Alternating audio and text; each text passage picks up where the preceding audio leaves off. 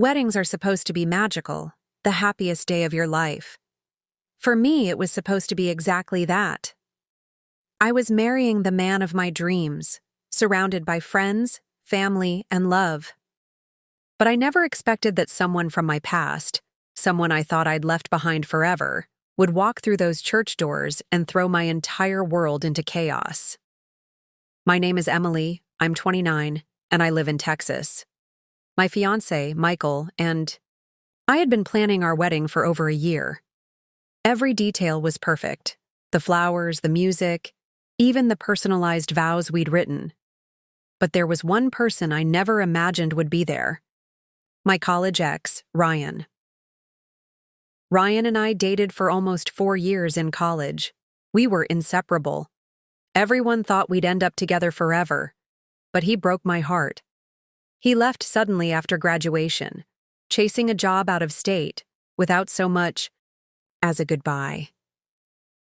I was devastated. It took me years to move on. Meeting Michael was the best thing that ever happened to me. He healed me. He showed me real love. So when I walked down the aisle on my wedding day, smiling at Michael, I felt like the luckiest woman alive. The church was filled with people who loved us. Everything was perfect.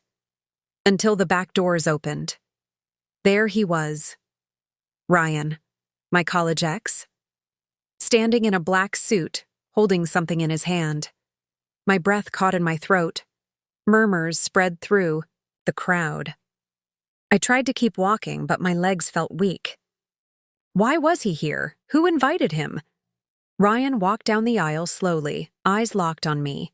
And then, right before the altar, he stopped. "Emily," he said loudly, "I can't let you marry him without hearing the truth." The room erupted. Gasps, whispers, people turning their heads. Michael looked stunned. My heart pounded in my chest. "What are you doing here?" I demanded, my voice shaking. Ryan held up a small box. "This," he said, "was meant for you. I was going to propose to you after college, but I got scared.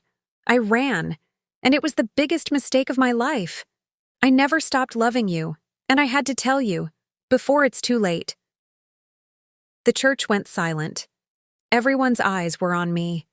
Tears welled in my eyes. My past and my future collided in that single moment. I glanced at Michael, his face pale, his jaw tight. And then I took a deep breath. "Ryan," I said, my voice firm, "you broke me. You walked away when I needed you most. And yes, once upon a time I loved you. But that love died the day you left. Today I'm marrying Michael, because he didn't run. Because he loves me in ways you never could."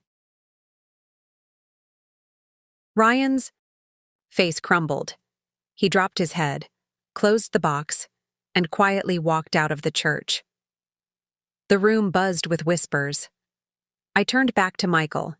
His eyes were filled with tears, not of doubt, but of love. He took my hand, kissed it, and whispered, "That's the strongest thing I've ever seen anyone do." We finished our vows. We said, "I do." And the moment we kissed, the church erupted in cheers. For the first time in my life, I felt completely free of my past. Later at the reception, my maid of honor asked, "Are you okay?" That was insane. Smiled, sipping my champagne. "I'm better than okay. Because today proved something. Love isn't about what could have been. It's about who shows up and stays." Michael and I danced under the string lights that night, surrounded by our family. And I knew, deep in my soul, I had made the right choice. My wedding day wasn't perfect, but maybe perfection isn't real.